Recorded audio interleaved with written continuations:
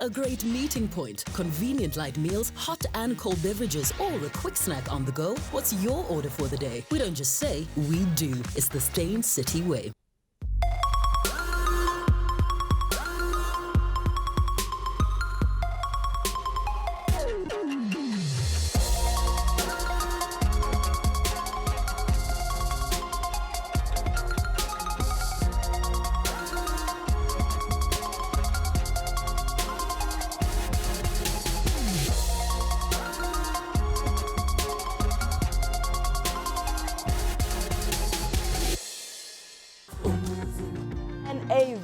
Good afternoon to you and welcome to Real Talk with me, Anele. So I don't just say things for the mere sake of just saying them. I told you yesterday we're having music royalty to the highest degree in studio today, and you know what? I tell no lies. They're here. We all grew up in their music. So I know from Abo Gogo, Nabom Kulu to my own peers, today we're watching and we're all in for a treat. We're going down memory lane with musical icons, proper national key points. Between the two of them, they have 26 studio albums and have contributed to at least 4 international blockbusters. They performed on numerous international stages, including London's Wembley Stadium, and have enthralled global leaders from here to Timbuktu and every single corner of the world. I am beside myself with excitement. We'll have Caiphus Semenya, who'll be joining us in a little bit, but now the ever regal Letta Mbulu. Welcome to the show. I just want to sing to you. I just want to be like, there's music in the air. How many weddings have you been to where you heard that song? Because I've been to about 4. It was the song the bride used to walk down the aisle. I think I went to 2, but I have heard a lot of people tell me about when they got married, the song, the music in there was their song. So, you know, I feel very honored by that. I truly do, yeah. That so many love stories have come together because of your song. Yeah. So when your song plays at these functions, what do you do? Do you like look down to guys and man? No, I don't. Oh. I don't. You know what? It's nice to hear or to see people take ownership of what you have done. Yeah. Because when we put this song together, it wasn't for us. It was to say to South Africa, we can.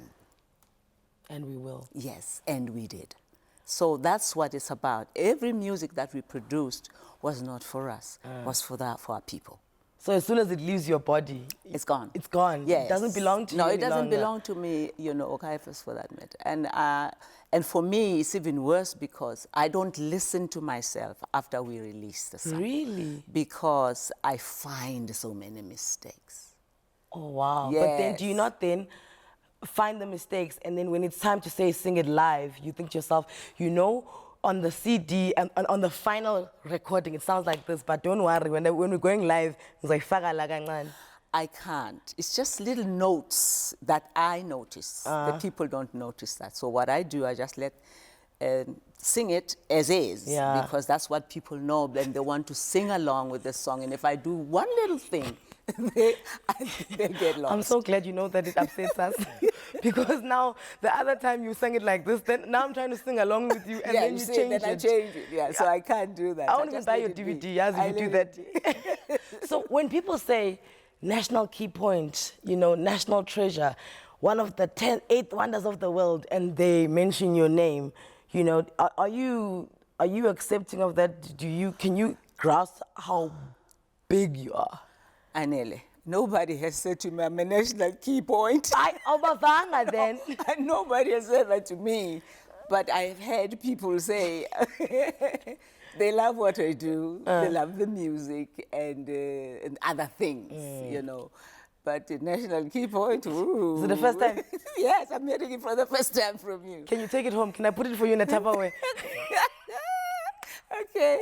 I'm going to listen, it's an honor, but listen, go ahead with your national key point. You are, though.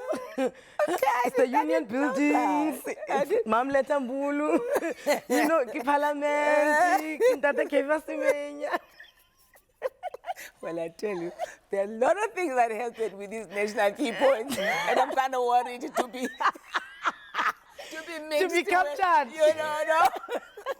So I have to be careful how I accept national key point. Okay. Okay. No. We'll discuss it. We'll see later. 12 years old, you're already singing professionally. Yes, 13 actually. 13. Yeah. So, I mean, some people discover what they're good at doing at 18. You're at 13. When did you discover that you were? Well, I really didn't discover myself. First of all, I come from a singing family. My mom, my aunt, both my aunts, they were singing. It's something I had in the house. And what I would do with that, I would go to the streets and organize young girls like myself at that age from 9, 10, and we would sing. Yeah. And one evening, one guy was passing by, and he listened to us sing, and this next day, he saw us at the same spot. And he said, you know what, I've been listening to you, but you in particular. Oh, wow. You know, I like what you're doing. And he wanted to know if he could meet my mom. And my mother used to sit on the window, windowsill and watch us as we sing, because we used to do this around 6 o'clock in the afternoon, in the evening. And I said, there's my mom, he's watching you as you speak. So he said, I'd like to talk to her. I said, yeah, you go talk to her. Yeah, I'm going to sit here and sing, you can go talk. And he said to me, I have 4 boys by the name, I call them the Swanky Sports. And it would be nice if you could join my group. And I was like, okay. I said, my mother will never allow that. But you can try. Yeah, go. And he went to talk to my mom the following day. And my mom said, "Ungumntaka bani wena?" He said, well, utata mumatatu mabhena umfundisi. I love hearing your daughter sing, and I think that she can do something. And I have a group of 4 boys that I would like her to join. Mama what? Hi, boys. She's still young, and I wanted to go to school and all that. I don't think I want that to happen. She said, Mama, I'll take care of her. I'll be good. I'll bring her back. I'll make sure that she does her homework, and all that. So my mom said, well, I know your father, Reverend Mabena. If anything happens to my daughter, you are in trouble. And so after that, of course, I started rehearsing with this group. And then there was this talent contest that was going around the country. It was sponsored by Union of South African Artists at Dockey House. We participated, in the competition at Donaldson Hall. In Orlando, it was called Orlando East then. And lucky for us, we won first prize. And that's what changed my life at the age of 30. So are you getting a paycheck? Because, I mean, now you can afford to, to ball on the streets. We squealy man. So. I wish this is squealy. Yeah, but it just changed my life because I started meeting with wonderful artists. Dockey House was like a stable for artists like Miriam Makeba, Tandy Klassen, Dulera Tebe, Dorothy Masuka, Togo Shuguma, the Manhattan Brothers, the Woodpeckers, all of them were there. And with Maketa Vashe, he was conducting the band. And I fell right into that. And I learned a lot. And I have to say that they were very good to me. They nurtured me, they listened to me, and they made sure that every time after the show, they drove me back home. So I was really taken care of by those musicians, but I'm so grateful to them because I think I wouldn't be where I am today if it wasn't for them. And just like that, a star was born. When else are you going to be given the opportunity to talk to the king and queen of South Africa's musical heritage? The WhatsApp number to send your voice note to is on the screen. Note it down. More with Letta Mbulu after the break. Later, our beloved Dade Caiphus Semenya will join us too. You staying with us? I know you are.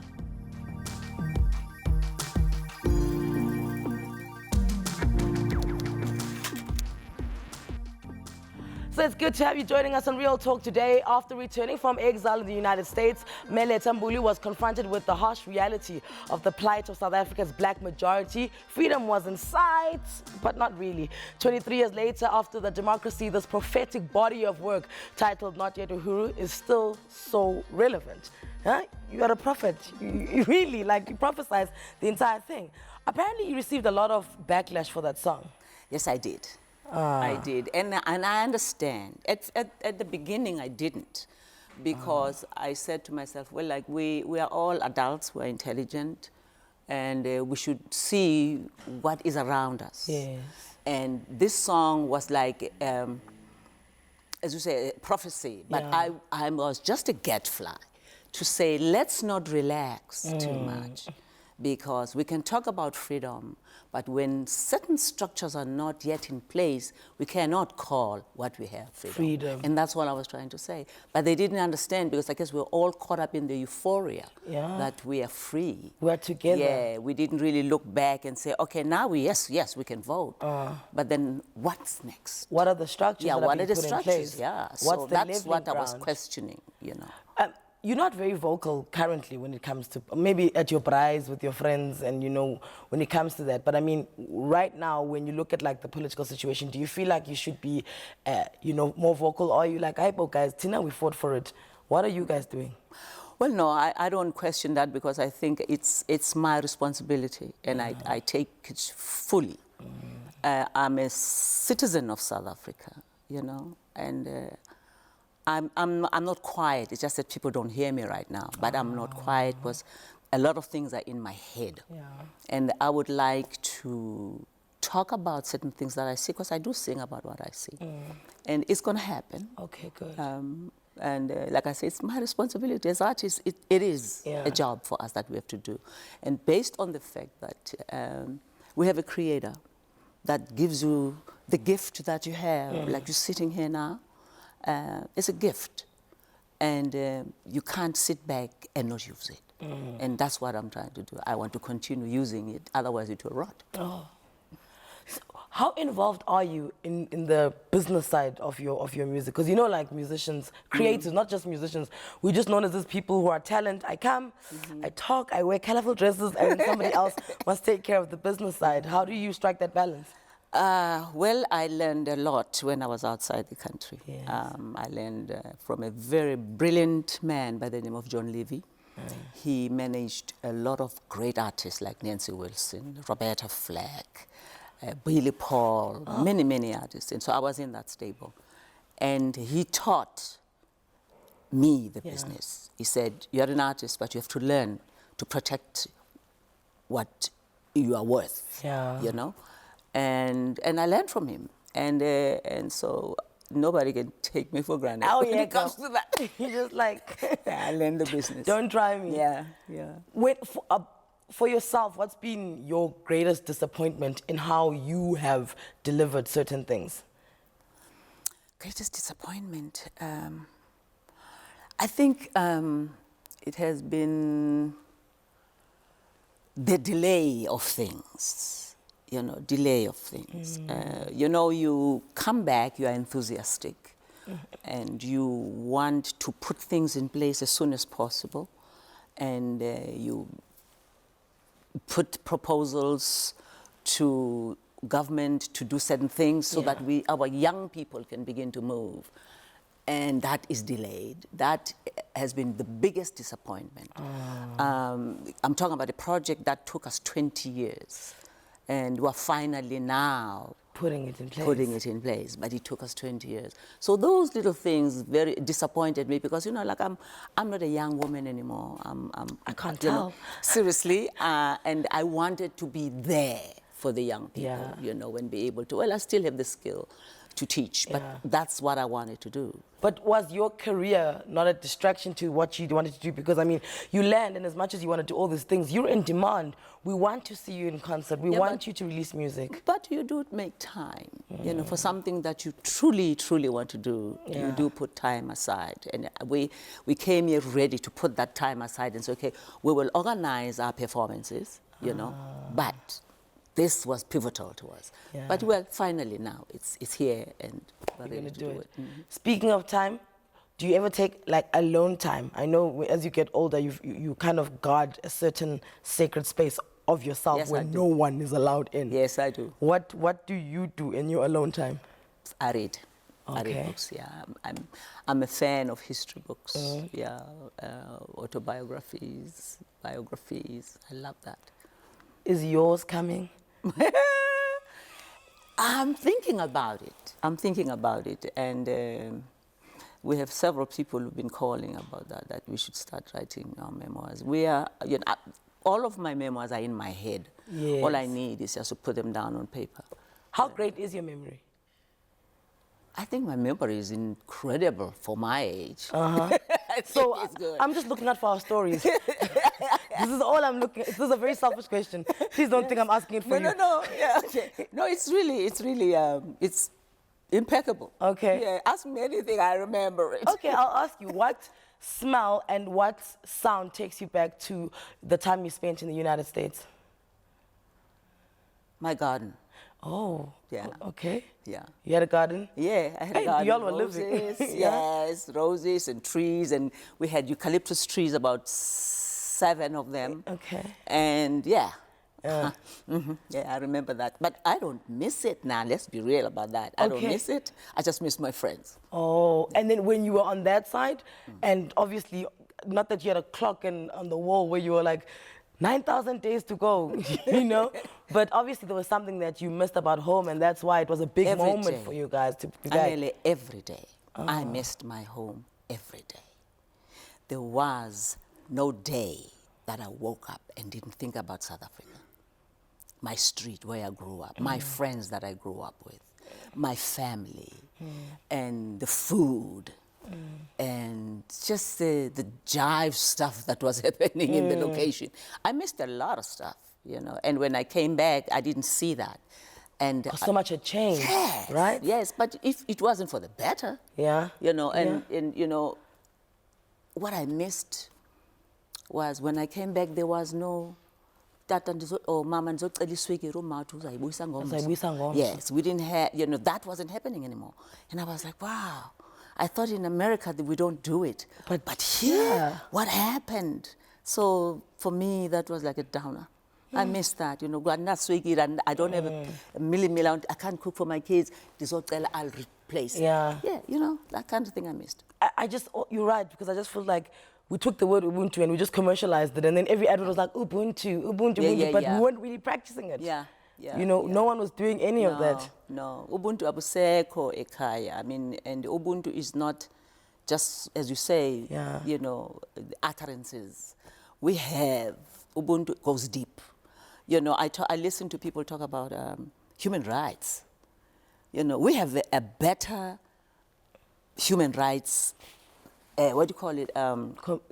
Like a constitution on paper. Yeah, when you talk about Yeah, Ubuntu. on paper, it's because amazing. Tina, if we were to put that as a constitution, trust me, we would change this country faster than human rights.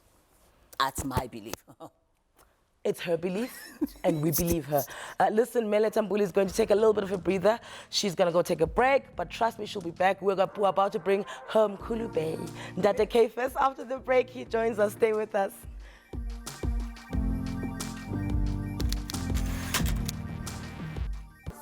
And welcome back to Real Talk with Anele. Look, when you are internationally acclaimed, worked and created music for jazz icons like Cannonball Adderley, Harry Belafonte, Lou Rawls, Nina Simone, Hugh Masekela, as well as Miriam Makeba, just to name a select few, you really would be forgiven for bragging about your accolades, but not Ndata Caiphus Semenya. Ever humble, smiling, with a work ethic that puts many to shame, he's a creative force whose talents on numerous blockbusters, including Roots and The Color Purple, have rightfully earned him the biggest awards like a Grammy, an Emmy nomination, and a Presidential Order of Ikhamanga. Ladies and gentlemen, Letta Caiphus Semenya is here on Real Talk. Welcome. Thank you, Anna. No, actually, mangicule stage in manje ngizofaka guys. Then when I figure to parapap. You know you want people to stay in your concert, eh? You want people to enjoy themselves. Okay? Thank you. Why do they call you Caution? That's a street name. I mean, are you cautious? Must people be cautious? No, I was a little naughty when I was a teenager.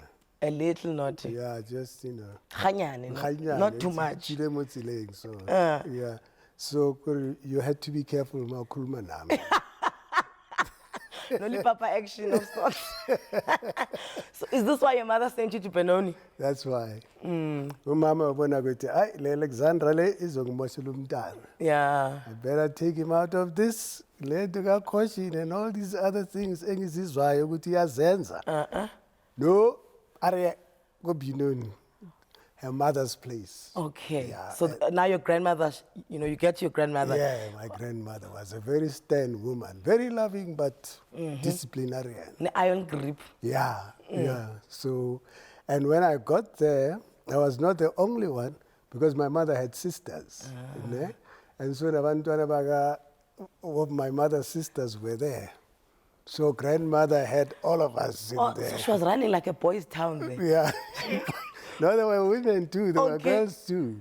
Because our parents, my mother tells me later, my mother just said, I'm her mother, said, labantwana bayanihlula nisemalokishini manje. Just bring the kids to me. And it means they were all working in Gadibevela, Eflakfontein. Okay. So they came into these townships. Epinoni was the home. And then after that, they all got married, All right. and they left. So, manje, all of them, they're trying to raise these kids and they don't have the skill. And grandma had the skill of raising kids at Letta. So when my mother told her about me, she said, bring him over here. There's room for him too. There's room for him here. Where does music find you then? It finds me in my grandmother's home. Was she playing music for you? No. In my grandmother's home, I had two cousins. Well, in our language, the other one was Umtanaga Mamkulu. Okay. So that's my brother. Yeah. And then there was the other one, Umtanaga Malumi. Yeah. They both sang in different groups. Oseila, this is my uncle's one, sang with the Fivers. And then Ubonja, Nai sang with another group. But I was young. They were much older than me. So what they used to do, especially Oseila, used to take me with him, Magayo rehearsa. Loga Malum, number Fivers.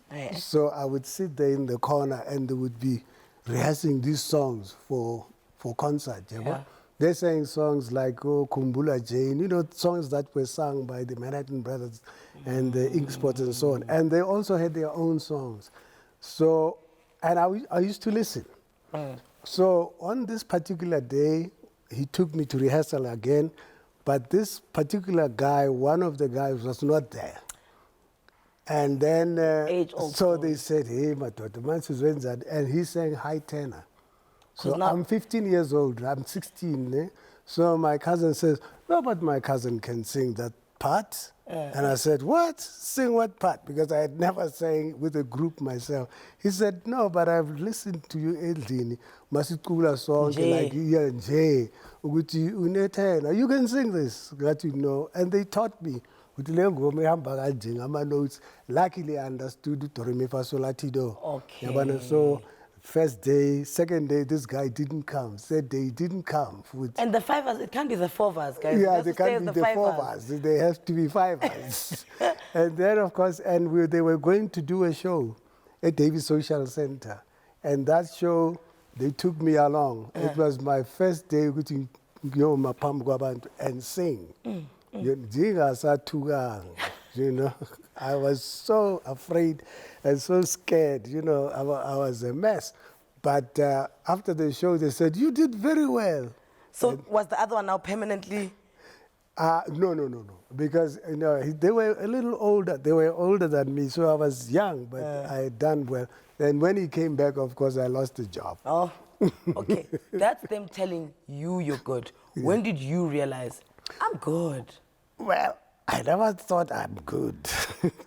I think you still don't think you're good. I think I'm okay. I passed. I passed. What happened is that now at school, St. Albans, 16th Avenue, Epinoni Township, that's where I was going to school. And we had 3 friends of mine who were in the same class with me.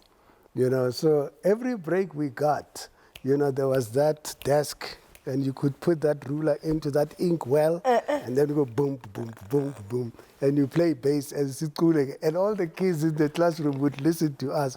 But we were not thinking that we were going to be a group. So one time our teacher came in there and he was so angry and he said to us, "You're so naughty, ngama Katzenjammer kids." There was a comic strip which used to go around with like the Katzenjammer. So he said, "You're just like them." And we four became the Katzenjammer kids. So I started seriously to it. Oh, okay, we can be, we can get into this singing thing, because in the school, they used to have occasions and competitions. Yeah, and talent show. Yeah, talent shows, Yeah. and one school would compete against another. Some of them would be tap dancing and so on. But Tina, our teacher, took us as Katzenjammer kids. Nina, you are going to sing Noifo. And that is how it started. And you know how applause is when people stand up. Hey! It's addictive. And all of a sudden, oh, so what a good day. Sing there. Hey, Caiphus, sure. Listen, later on Real Talk, we'll bring you another example of innovators doing astounding things in the scientific field. We are still having a deep chat with Letta Caiphus. Stay with us. We'll be right back.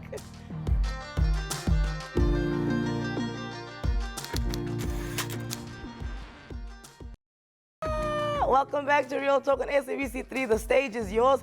If you're just joining us, do you not know how to take a memo? I guess we told you yesterday this was going to happen. Now we're only arriving now. We're getting all nostalgic with the incomparable sounds of Letta Mbulu as well as Caiphus Semenya. This is without the doubt one of those days where I really wish we had an extra hour, and dare say it, but this one is going to go down into the Real Talk vault for maybe our season 25 celebrations and DVD, right? And they'll sing there, obviously. Yeah, going to sing there. So I know you've dealt with many people. Quincy Jones, I mean, you were on Michael Jackson's Liberian Girl, Harry Belafonte. We've mentioned all these greats, but the one relationship I'm really interested in hearing about is your relationship with Oliver Tambo. Yeah. You know, he was really a beautiful person. And you know how you are naturally in awe of someone who's a leader, especially a leader of the ANC, which is our people's movement. The first time we met him, it was in New York. He had come to the United Nations. And Hugh, Miriam, and other students who were there from home, we all went to go see him because he came to Miriam's house. Miriam's apartment was a house. And we were all there. And he was such a humble person, very humble. And we discovered later that he was actually into music. He really loved music. And there was one time when we were in Sweden with Letta. She was singing. I was just in the audience, you know, conducting a band. And then after we finished, then he came, you know, to Letta and said, you know, you're doing such a great job for our people. You are really a cultural revolutionary, you know, and continue. But I mean, the stories are so many of them that we need a whole hour just to talk about OR, the kind of person he was, the kind of leader he was. It's such a pity that, you know, he passed on before, you know, the real fruits of what he was fighting for, you know, were born, you know. It's such a pity. I think if he had lived much longer, we would be talking different now about South Africa. Leadership, ne? Yeah, absolutely. I hear you. Who else left such a lasting impression on you in your years? Hey, there's so many people who were really. There was another guy. This one was David Sibego. David Sibego was with the PAC, you know. And, another great political movement. Yeah, he was also, you know, he really used to represent South Africans, you know, with such dignity and such honor, you know. There's so many of them. Like I say, we need a whole hour. Yeah. Because if I don't talk about somebody else. And David Sibego was a good friend, OR. He came from the PAC. And OR, I remember OR saying that, you know, it's not about PAC and ANC. We are South Africans. And the goal we are all working for is the freedom of our people. Yeah. It's like you're a good man in spite of your politics. Right, right. I mean, that's what it is, you know. Have you ever been nervous to meet anyone? Because you mentioned in working with so many people that, you know, we also consider as legends. And, you know, to us, you know lesser of a legend. But I mean, meeting someone like Quincy Jones, were you ever nervous like, yo, South African teeny parties? No, of course I was, because, and how it came about is that my manager, who used to manage Usis Letta and managed me as well, but he managed me more in the songwriting and arranging. Usis Letta was the artist. So he calls me, he says to me, do you know Quincy Jones? I said, yeah, of course, who doesn't know Quincy Jones? He says, well, you're going to meet him tomorrow. I said, what? Meet him for what? He said, well, he's looking for someone who can write music. I said, me? And he says, of course, you. You like look around, like, Yeah. You know, I was really scared to go and meet him. And he says, well, they've got this show that they are doing, you know, and he has made it quite clear that he needs African music, real African music, not mambo Not jumbo. sounding like African. And somebody told him that you are being managed by me. This is John Levy telling me, and that you're a real African, you know. So I said, okay, I'll go. He gave me the address, and I went there. And long story short, when I got to his house, he was there with Ray Brown of a Modern Jazz Quartet. Now, Ray Brown is one of, the bassist, jazz bassist in the world, you know. And I was in awe of these guys. I've always worshipped these guys, you know. But he was so gracious. Yeah. He was so nice. There was nothing pompous to say, I am the Quincy Jones or the Ray Brown. And they said, how you doing, brother? We understand you're from South Africa, right? I said, yeah. I said, okay. Now, we would like you to work with us, but let's tell you what we want to do. You know, and they told me the story. And they said, and we need music. We will take care of the American music. Can you take care of the African music? I said, yeah, I can. And they said, okay, here's the script. Go home, check it out. And so when I got home, I told my Letta, you know, we got a job. We've got work to do. And then we worked out a song with her. And the day that they had identified as the day that we would be shooting and we would have to record the music, we went there. And when we got there, the whole studio was full of these dynamic musicians, or Jerome Richardson, names in the US. It's a far cry from the classroom, eh? I'm telling you, yeah. It's a far cry. Far cry from doom in the classroom. And, but we had done our homework. Me and Noleta, when we work, we really rehearse and put things together. So when we got there, we didn't fumble because we had done our homework. And he looked at what I had written. He said, it looks nice on paper, but then do it. The proof is in the pudding. Right. And then they ran the film, and the film ran. And we sang the song. We did it, you know. And then do you become friends with them after that? Are they like your people, like, you know, like call them to say happy birthday?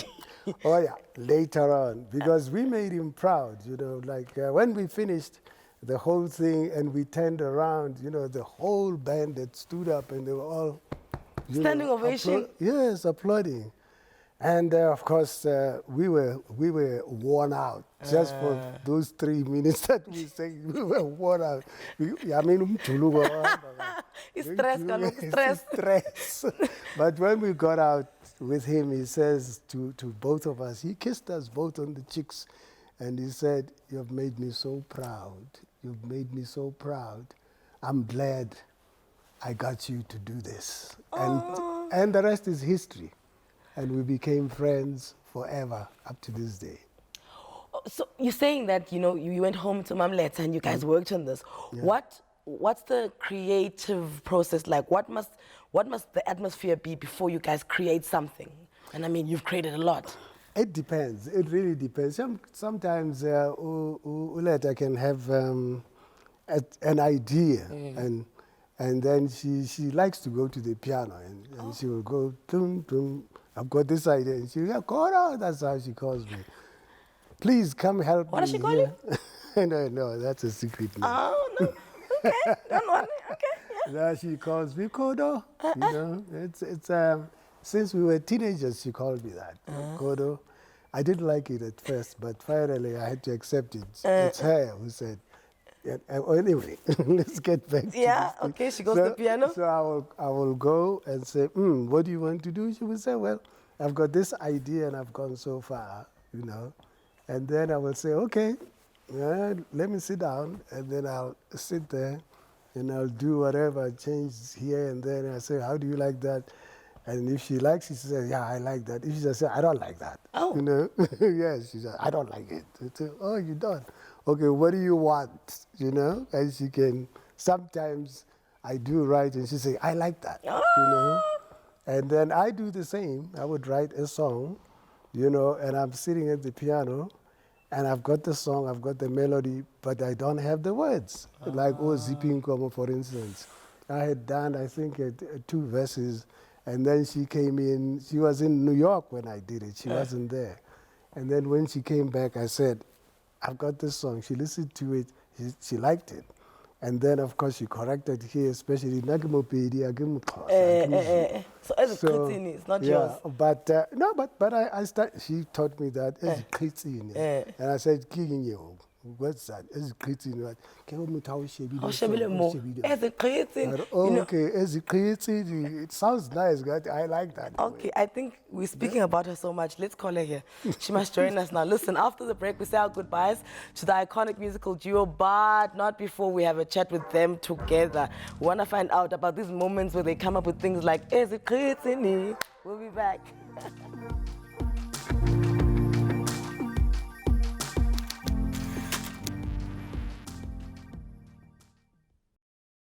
Almost 60 years ago, in the year 1959, in what was hailed as an all-African jazz opera, a cast of over 70 talents staged the internationally acclaimed and historic King Kong, the musical, featuring Miriam Makeba and Brahim Masekela. It would also be where the 2 lovebirds you've just heard in the above clip met. I cannot think of any other South African, in fact, world couple who have lived through it all and still look at each other like that. Okay? They've already celebrated their 50-year Golden Jubilee wedding anniversary. Music brought them together and keeps them together, but love and friendship has kept their foundation solid through the business and raising the Semenya clan. So I called you back here, Ma'am Letta, to ask you, your husband is very calm here, very calm. What's it like when he's angry? You don't really want to be there when he's angry. He's very short-tempered, but he's lovely. You know, when you get to know him, you realize that he is a pussycat, really. You know, he will say, but deep down, he's a loving person. And you know what? You said something about Ma'am Letta, which I hope women listen to, right? Because when we are in relationships, we like to kind of mold ourselves into what we think the man wants, right? And when you said to me that she'll be like, I don't like that. I don't like that. Is that one of the key qualities that you love about her, the fact that you know at all times what she wants? Yes. You see, when she was younger, for instance, I used to say to her, you must take charge, you know, because, you know, there were certain things where I see that she's being soft, you know, she's a lady, she cannot, you know, take control even of the band. And I would say, no, you must take charge, you know, because you should be in control. Because I want a strong woman. I don't want a weakling of a woman. What will I do with her? Because if I were to die, my kids would be in trouble with a weak woman. So I love her strength, you know, she's very strong. And she's very stubborn, but she's also sweet when it comes to, you know, to our thing. We know how to settle our problems. Once we get into fist, we never fight. But maybe we can be angry at each other, sometimes over a song. I don't like it, and I say, I like it. And so sometimes I say, I like something, and she says she likes it, I say, I don't. Trap. But all in all, that's why we've been together for the past 52 years. We really get along fine, and we understand each other, and we support each other, and we love each other, and we're in each other's corner. There's a WhatsApp that came through, and we've only got 1 minute left, but I want to include other people in it. They asked why the different surnames. If you are still Mbulu and Semenya, was it like a keeping your own identity as an artist thing? Yeah, Okay. you know, I mean, I started, I wasn't married to him when I started to sing, and people knew Letta Mbulu, and I just did not want to chuck that away because I knew that people were going to get lost about who's Letta Semenya now. So. And I had no problem with it. No, he didn't. No. Because, you know, that's what you want. Yeah. And then quickly, you are starting a foundation, a music school. Can you talk about it now, or you're going to come back? Yes, you can talk about it You've got a minute, Mr. Semenya. Okay. We've got help from the DAC. Minister Mthethwa, for those who don't know what the DAC is, Department of Arts and Culture. Minister Mthethwa has given us good seed money. Good. And already we are finished with earthworks, and we're putting the foundation. And the school is the National Academy of Africa's Performing Arts. And it's going to be on the same piece of ground with the Soweto Theatre. Oh, good. This is the Soweto Theatre, this is the Jabulani Amphitheatre, this is our school. And that's all she wrote.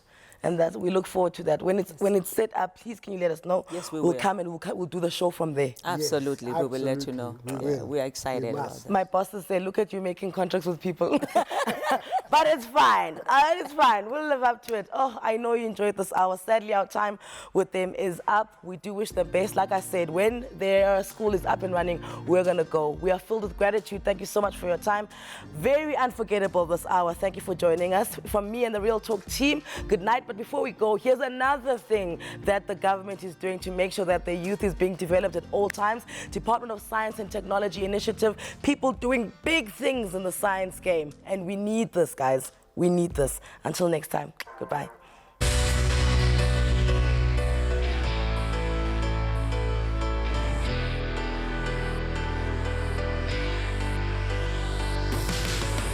Algae, to you and I, these unassuming plants are nothing more than the soft, slippery green stuff we used to finding on ocean rocks or at the bottom of ponds and lakes. But for a group of innovators at the Innovation Center at Nelson Mandela Bay University in PE, algae holds the power of alternative energy solutions. Our work here at Innoventon entails services engagement, research and development, and teaching and learning as an entity of the university. We have three key performance areas at Innoventon. They are teaching and learning, where we have undergraduate programs to train students, and we also provide short courses to industry. We do research and development, large research projects, and then we do services engagement with the community. One of our flagship projects is microalgae cultivation and the use of microalgae in many downstream products, which includes energy products like household fuels, fish feeds, soil conditioners, fertilizers, etc. One of the initiatives housed by the Innovation Center is the Colgate Project. It uses sea algae to develop alternative energy solutions from microalgae biomass, including liquid fuels, solid fuels, and gas. We cultivate microalgae in a seed colony cultivation system, and then seed it into larger production ponds where we grow the biomass. It is possible through microalgae to treat wastewater and remove salts, but our focus is on energy products that we can produce from the microalgae that we cultivate. As is usually the case with scientists, there's always a higher purpose behind these experiments. In this instance, what are the benefits? Using biomass as a fuel source, you are essentially recycling carbon dioxide. So you're capturing carbon dioxide again and using that as your energy source. So you're recycling carbon dioxide as opposed to a fossil fuel where you are digging up ancient carbon out of the ground and combusting that and adding more carbon dioxide to the air. The microalgae technology project helps with a pollution control in that we are adding a biomass component into a fossil fuel mix. So one has a renewable component in the solid fuel that's derived from that. Over the past 2 years alone, 12 students have been involved in research projects that provide them with an opportunity to undertake practical research geared towards solving industrial and societal problems. We have many exciting postgraduate research opportunities for students within the Nelson Mandela University, and particularly on the microalgae project that we're busy researching. Working in the field of science, especially working in my research field, is the fact that I get to solve problems that are faced by people. Problems such as the emissions, those carbon dioxide that we are produced by burning coal to get electricity. You get to actually get to see people benefiting from the kind of projects that we do. The research really is very interesting that we do here. It's very varied. So every day of my life is quite unpredictable, and it's different from the previous day. So I think that gives me a lot of motivation to continue because I really don't know what's lying ahead from me on a day-to-day basis.